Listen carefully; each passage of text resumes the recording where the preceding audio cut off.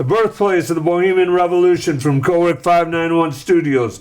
We are the Bohemian Reformation. This is the Steve Brown Arts Center Podcast Network with producer Blake Tempus. Co-host Al Ruehlow is with us. Dale is on assignment today. I am Jim Gillespie, and this is Jesup News for July 22nd, 2024. Share this podcast with your friends. Share with as many people as you can. Mr. Ruehlow, make sure you share with your family in northern Iowa so news can spread to Minnesota, if you would. Yeah, it's right up there on the northern border. So, yeah, you could get a couple people from Minnesota, Alaska, every place up there. So do they say A and stuff? Is it?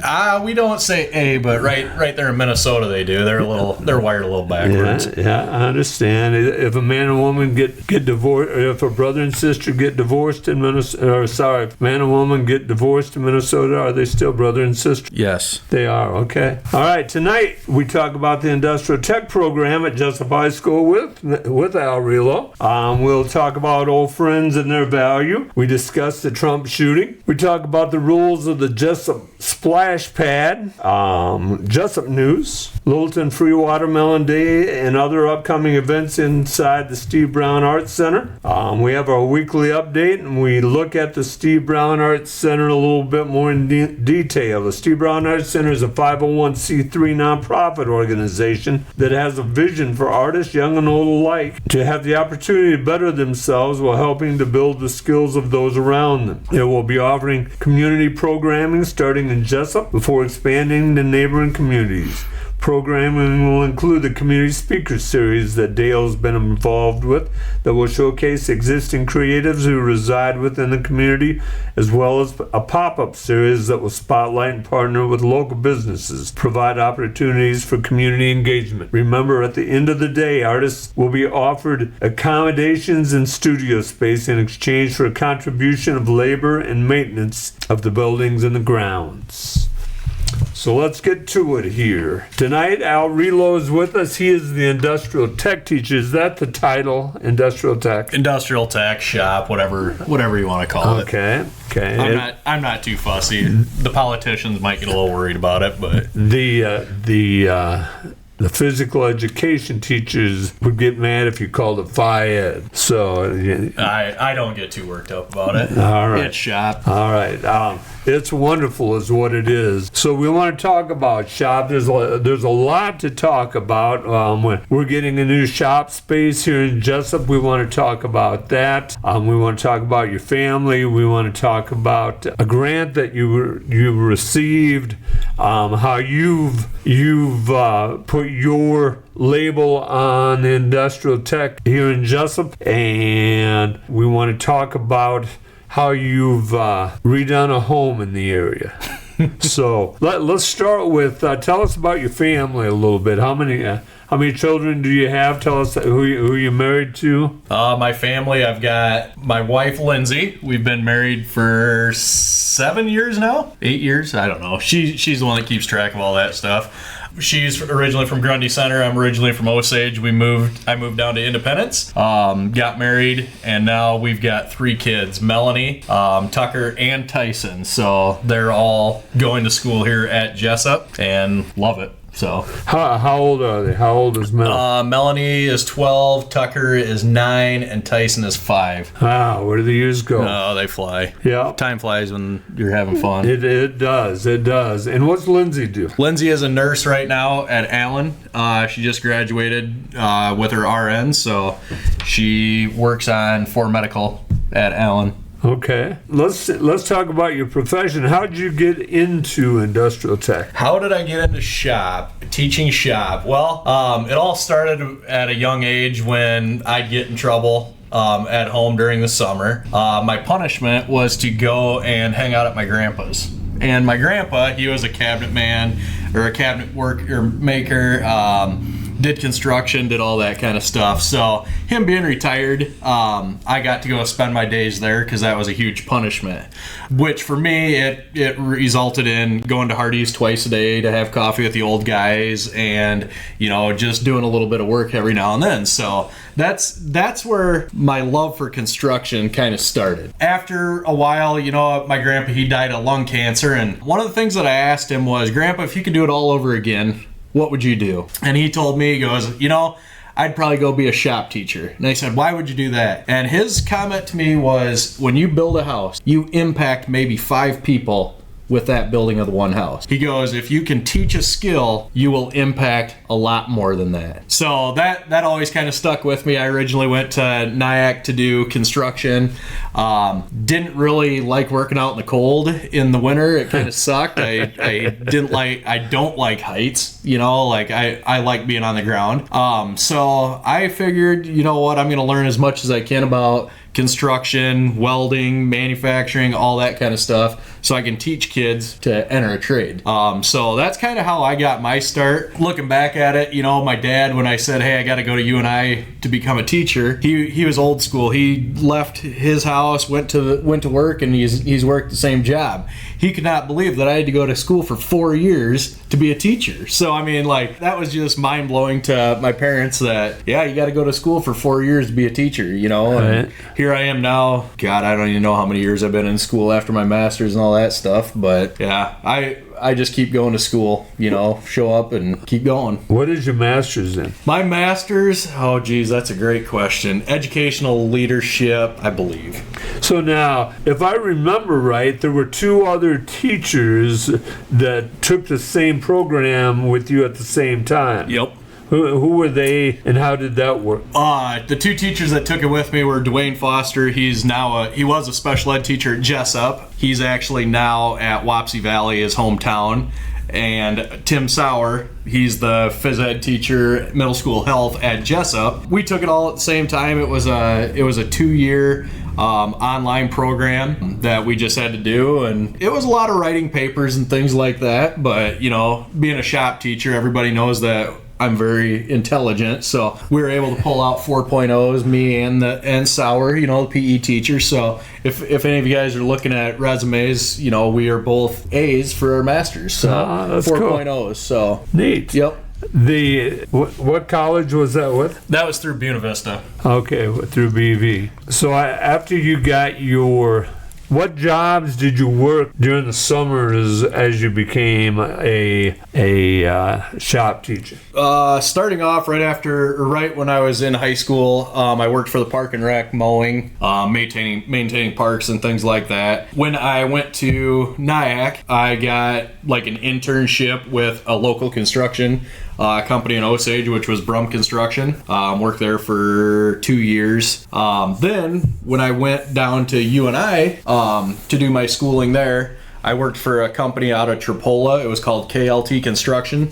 Did home building, additions, stuff like that with them. When I graduated from college, I kind of figured that I had to pay my student debt off, which I shouldn't have, because then it would have all probably been taken care of. But I decided that I should probably pay my student debt off first, so I went and started working for concrete crew, right, doing basements and things like that. So that's kind of where my job has landed me. In the summers, I've done all sorts of odds and ends things.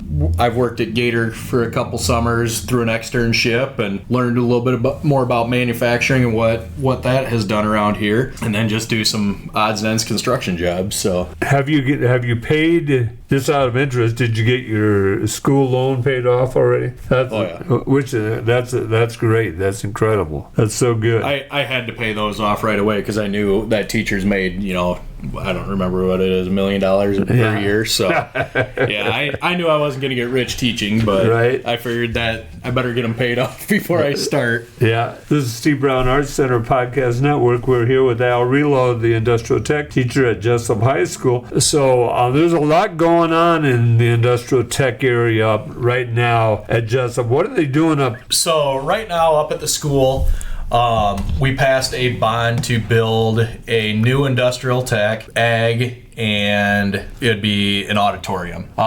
With that, there's that was kind of the big focus that they put on it. So right now under construction, there's the auditorium. That's the big part on the front of the school, or sorry, it'd be on the north side of the school where the parking lot was. That's the new auditorium. Attached to that is band and chorus rooms. On the west side by the football field, there's kind of a black area. That would be, there's 2 industrial tech shops. So we've got a woods and a metal shop right now. We never had that before. Also the ag room. So with what we're doing with that, we never had woods and metal separated, which caused a big problem. We didn't have proper ventilation and things like that. So with the new space, we're going to have updated ventilation and all that. So it should be a safer work environment for kids. And then on the east side of the building, they're putting the new high school office in there. So instead of coming into the school and having to hunt for 2.5 hours to try to find the high school office, it's right there, and that's where you're going to come through.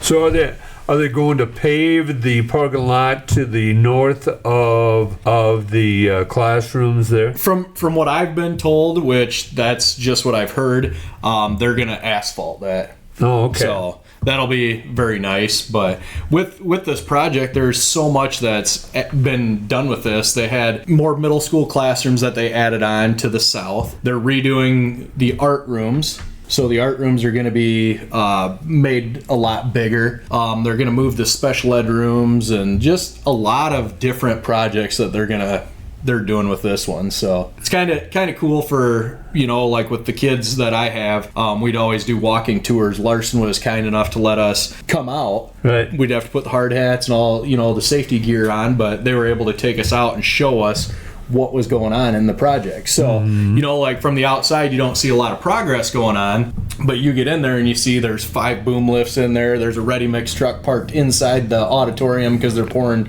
concrete in it. You don't see that from the outside. So it's been kind of a cool thing for my kids to see the progress of that building and see commercial construction.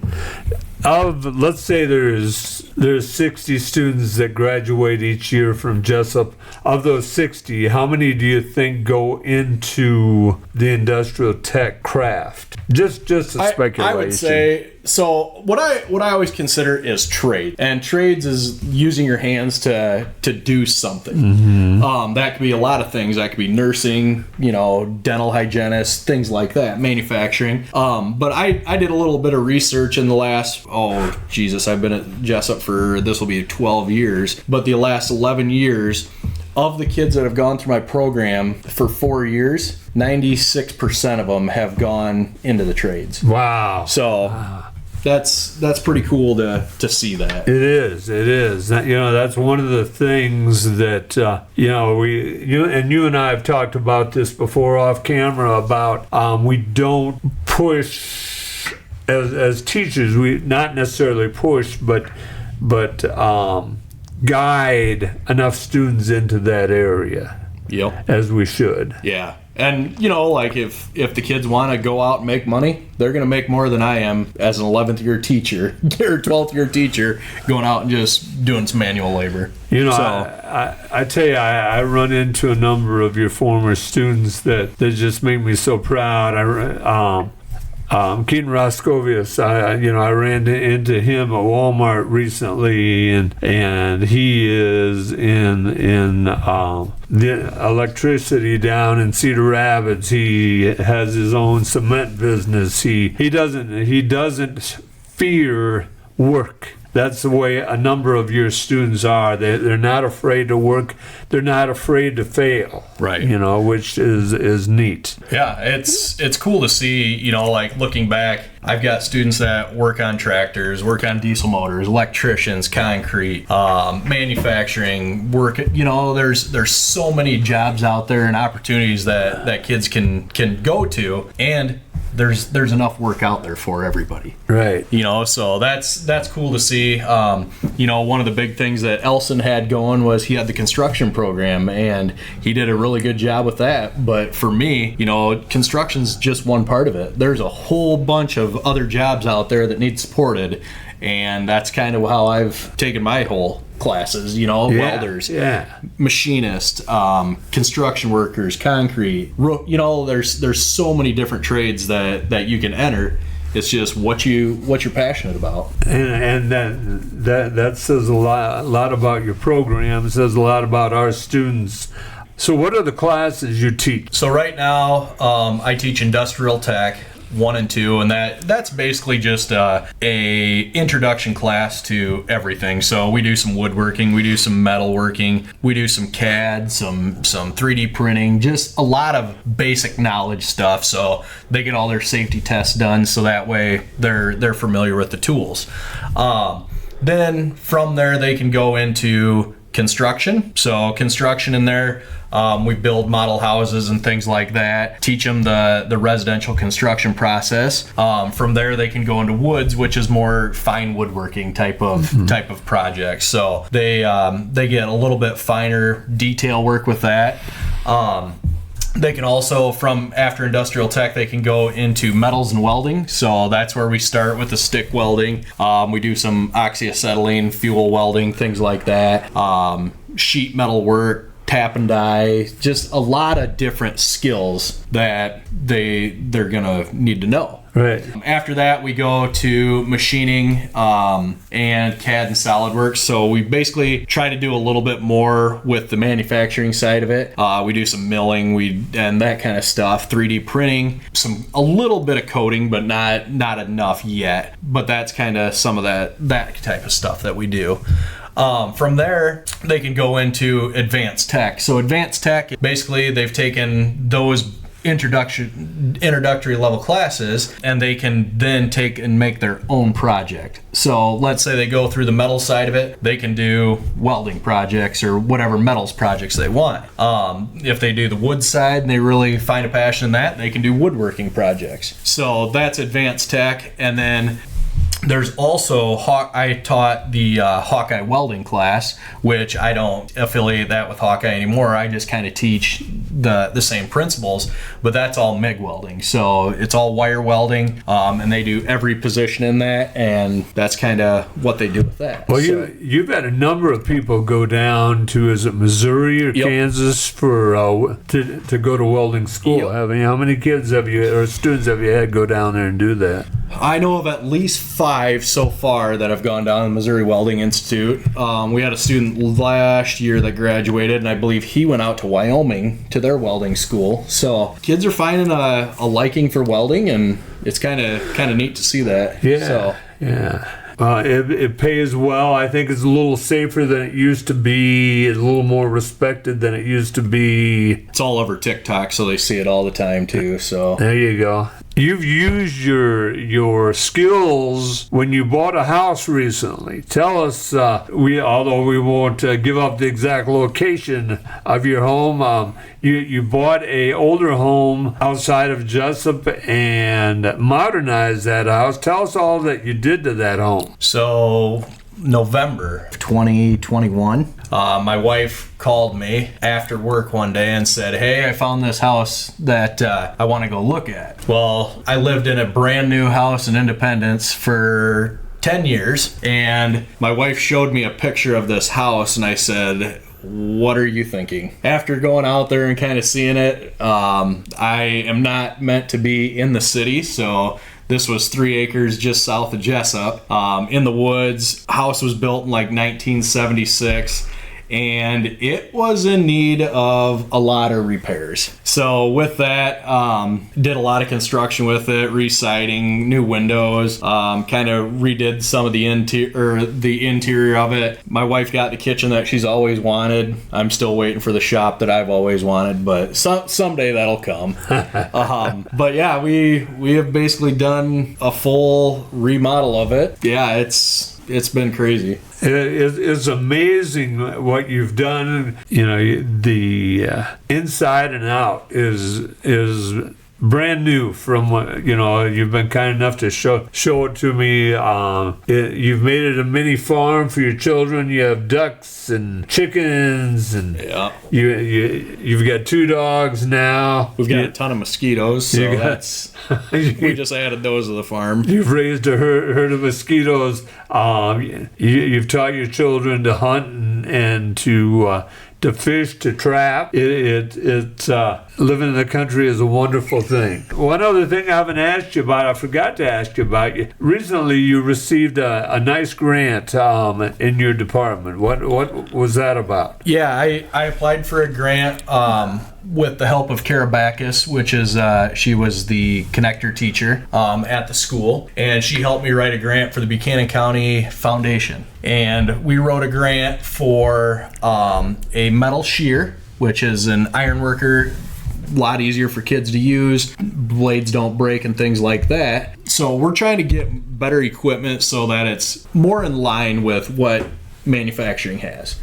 So this will do notching and, a lot of different angled cuts we couldn't do before. So with the welding and the manufacturing and the machining, we're able to kind of involve a little bit more of this. So we got an Edwards shear with that, a 40-ton iron worker. We also got an Origin router and a augmented reality virtual welder, because a lot of the times, I've got kids who, when we start welding, everybody thinks welding's easy until they put a hood on and start welding, and they have sparks and flames going everywhere, and they get a little nervous. So that was one way for me to help students who are afraid of the sparks, afraid of the heat and things like that, in order to start learning how to weld. So we got a virtual welder with that, which will be great for some of the special ed kids, plus some of the just regular students who are afraid of the sparks and the heat and stuff like that. We also got an Origin router with that also falls into the manufacturing area. It's got some coding. So you program your router, and then it will cut out whatever you want on there, as long as you keep it within a certain... So if I wanted to router a picture of your face, I could code it. It would print out a piece of tape, and you would just follow it, and the bit would move and put all the detail in it. Oh, cool. So another, just more technology that's coming with this stuff that I'm trying to stay up, so that way... kids get a little bit of that. I don't think kids will ever be professionals when they leave my class, but they will have a good base knowledge of something that they want to do. So those were three very, very nice pieces of equipment that we were able to get through the kindness of the Buchanan County Foundation and the help of that I don't even know what to call them. That grant, but the foundation. The foundation. How big was that grant? Do you remember? I think it was a little over 18,000. Oh, wonderful! I believe, so. Wonderful. That's great. Yep. Well. Let's take a break here and thank some of our sponsors. We want to thank Reyes Concrete. There are some skilled workers there, Reyes Concrete. The Littleton Lounge, the Third LLC.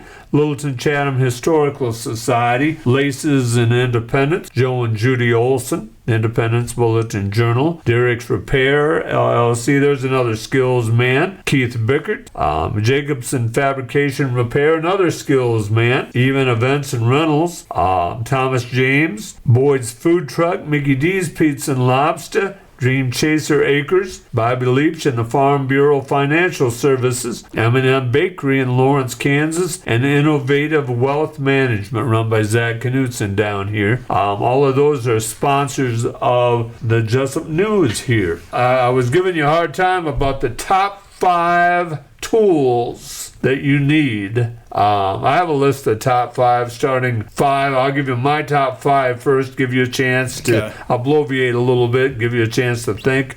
Number 5 would be a Phelps screwdriver. Number 4 would be a pliers. Okay. Number 3, probably a vice grip. Number 2 would be a drill, a multi-purpose drill. Okay. And number 1, you've got every carpenter's got to have a hammer. Those are my top 5 tools. Now, you are a more modern person than I am, so I will let you give your top 5 and go 5 down to 1. So this is hard because you just put a bunch of carpenter's tools. Yes. I'm a tradesman. There you go. Like welding, none of those tools would be very good. So right. My first one would have to be a tape measure, because you have to know how to measure stuff. You got to know the lengths and all that kind of thing. So that's number 5. We'll just I'm a carpenter at heart, so we gotta stick with a hammer. 4. Number 3 is a multi-purpose screwdriver. So the one that has the Phillips, the straights, all in that. So you got to have everything. Okay, there's number 3. Number 2. Number 2. Oh geez, I'm going to have to say a vice grips or a crescent wrench. All right, because those always have a spot to be used. Yeah. And the last, I'm going to catch you off guard. The last thing that you got to have, the last tool that you got to have is the knowledge or somebody that knows how to do the work. Yeah, so exactly. I mean, if you don't know how to do it, you got to know somebody that can. So that's the last completely. tool. It's not what you know, it's who you know. It's you're right there. You are right there. I'm here to testify. You are right there. So this is Steve Brown Arts Center Podcast Network, and we're here with Alex Ruehlow, our guest co-host tonight for Dale Reber, who's off on assignment. We're with producer Blake Tempus. We're talking about industrial tech, but I'm asking you, where were you when you learned of the Trump shooting? I was actually out to eat for my birthday up in New Hampton, so July 14th, up at New Hampton eating breakfast with my parents. We got Kobe's? Clunders, I believe it was Clunders. And my dad said, "Oh, did you hear about Trump getting shot?" Nope, haven't heard anything about it. You know? So yeah, I heard about it and got it. It's all over the news now. Blake, where were you when you found out that President Trump was shot? I was working on a truck, and then we all got tired of working on the truck, took a break, and said, "Oh, well, that happened." So did you get it on your phone? Yep. Interesting. Social media. Yeah, social media. That's what I got it on, and then I turned the television on, and they showed basically the same thing over and over. I can't understand how this young man, 20-year-old gentleman, could get on a roof. And we sit in here in Cowork 591 Studios across the park to Spawn and Rose, and we can see the office from here in the storefront. And that's probably about 150 yards away. And I cannot understand how a shooter could get that close with a AR-15. Is it AR? Yeah, it's AR-15, and shoot at the president, or the former president, I should say. Yeah, I mean, you look across there, and basically that's probably a little lower than he was from what pictures I've seen. Yeah, somebody failed to do their job. I'm afraid of it. I'm afraid there's not a lot in the news about this. I'm afraid there's going to be a lot of things that take place over this. The only thing that I can think of now, have you seen him lately? He's got the big patch over his ear. Yeah. The only thing I can think of, do you remember when Mike Tyson bit Evander Holyfield's ear off? Yeah. I remember that's that. all I can see right now. Yeah. You know, it is that Band-Aid is pretty big. You know, if that bullet hit that ear, it had to slice. I mean, you know, it had to be loose. How many assassinations has there been? Well, there was, you know, attempts. Now let's go attempts. Yeah, attempts. You know, you go former President Trump, and if we look at just presidents or former presidents, and don't talk about people running like Wallace. So then President Reagan was the last one back in 1981. So it's been over 40 years. Yep. Brinkley was released from the institution he was in here not too long ago, last year, I believe. Then for him, President Ford was shot at twice.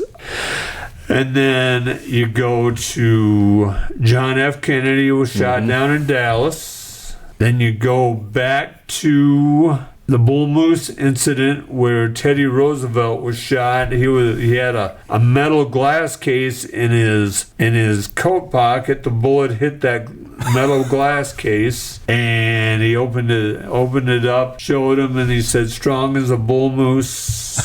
That's how that political party got its name. Then was it Coolidge in the 1890s? I think there was a president in the 1890s that was shot, that was in the office less than a year, and then President Lincoln. Yep. So what is that? 7? That's a few. Yeah, it is. In one presidential election down in Mexico, there were 30 different candidates shot. It's not uncommon in our world. That's crazy.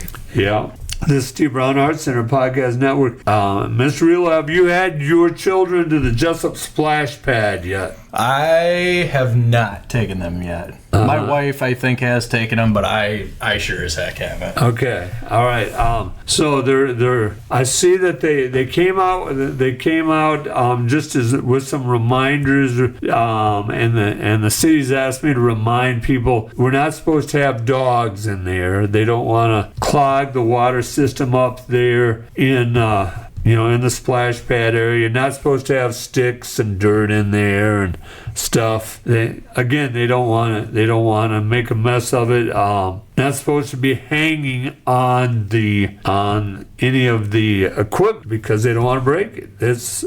They worked real hard to get that. That's special for our children in our community. Please take care of that. Please use that, but take care of that wisely. How old were you when you learned to swim? Oh, geez. I have taken swimming lessons from when I was a young kid, probably, I don't know, 3, 4. My mom said that, like, if you're going to be around water, you're going to learn how to swim. So that's kind of how I learned. But my kids, I'm the same way with them. They take swimming lessons through Fairbank, through the Jesup Rec and all that kind of stuff. And I just feel like if you're going to be around water, at least you need to know how to float or, swim a little bit.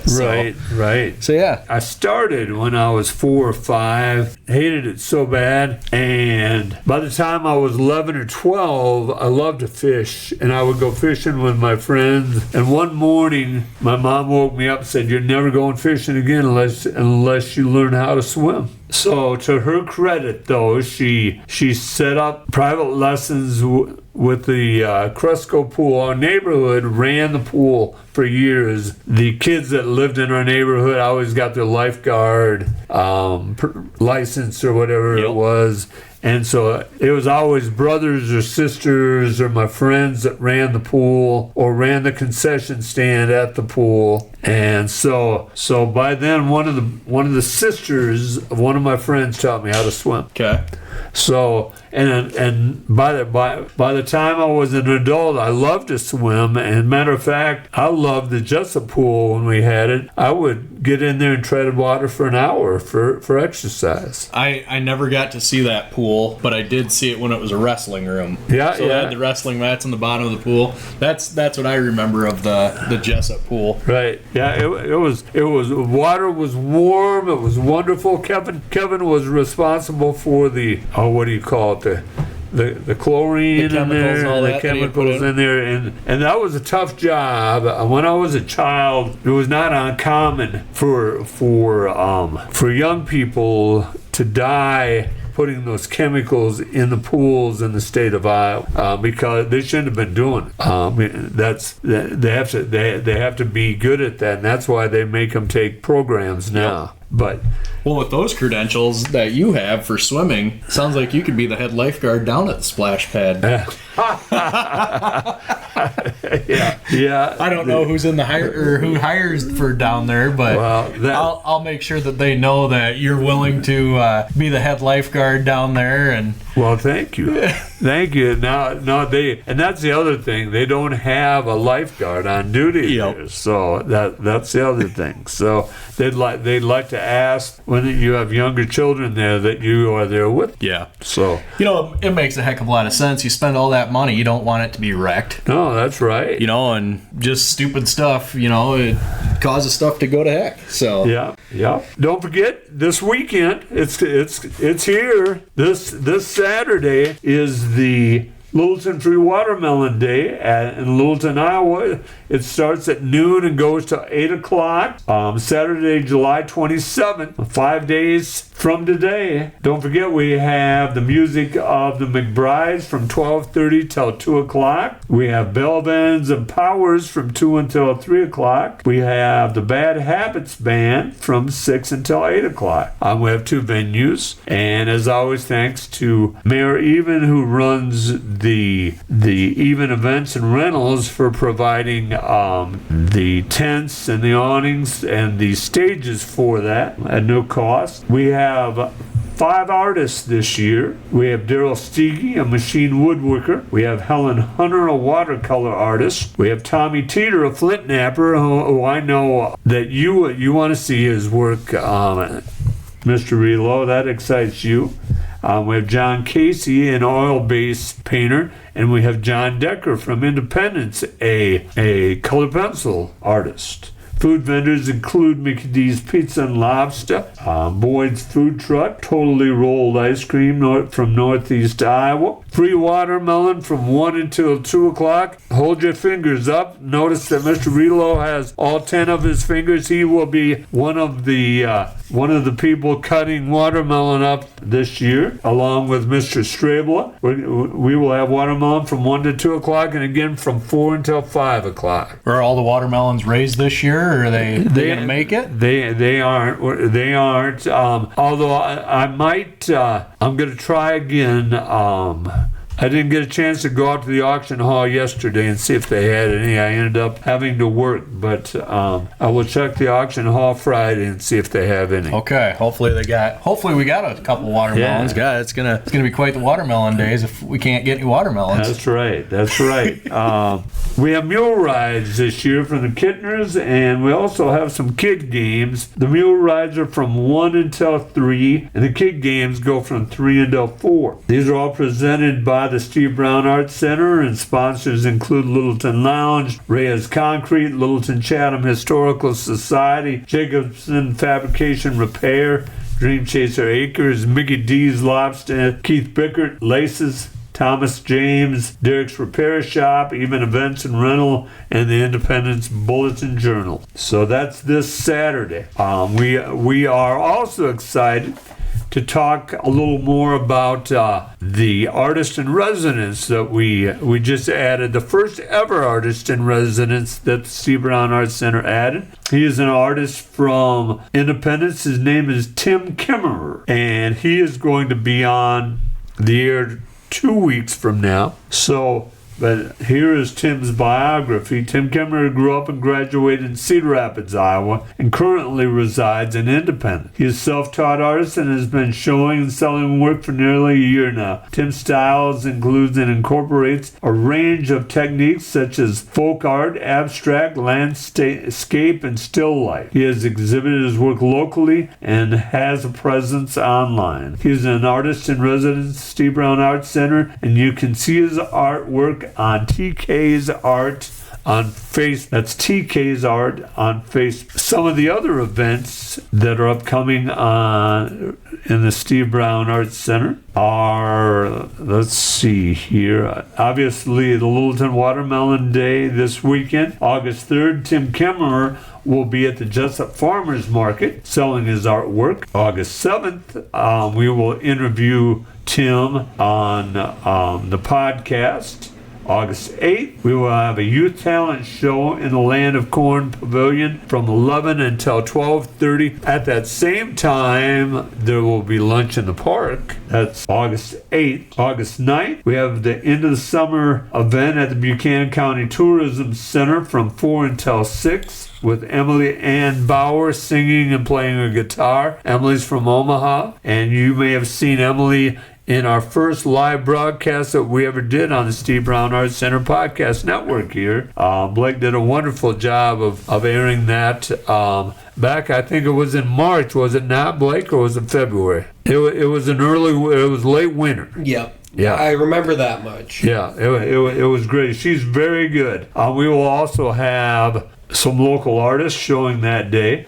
August 25th at Otter Creek Animal Shelter is their anniversary, and from 2 until 4, Barbara Lake will be showing her art, and we will have musical entertainment from local high school musicians Allison Bovey and Allison Brown. That's August 25th at Otter Creek Animal Shelter over by Hazelton. And then lastly, for our summer stuff, Tim Kemmerer, our artist in residence, will be doing art instruction as he will be doing a painting at the Independence Farmers Market overlooking the river down there by that's September 7th from 8 until noon. If you're not sure, if you don't remember, check our Facebook. Our Facebook is ran by Josie Lloyd, and she does a nice job of keeping that updated. So check us out on Facebook. That's Steve Brown Arts Center on Facebook.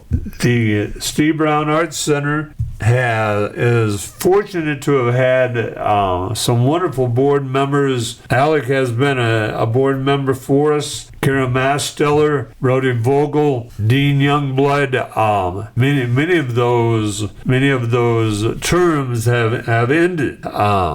So we are looking for board members. If you're interested, let me know at 319-290-0241. If you would like to donate to the Steve Brown Arts Center or have an idea for an event, go to the SteveBrownArtsCenter.org and follow the link. If you have news or would like to sponsor us, email us at jim@SteveBrownArtsCenter.org or call me at 319-290-0241 and leave a message. I'm Jim Gillespie with co-host, or co-guest host, I should say, Alec Ruehlow, and our producer, Blake Tempus. As always, thanks to Kelly Seahaas for allowing us in to tape here at Cowork 591 Studios. Thanks to the audience for bringing these stray dogs into your day, and remember, each day is about little victories.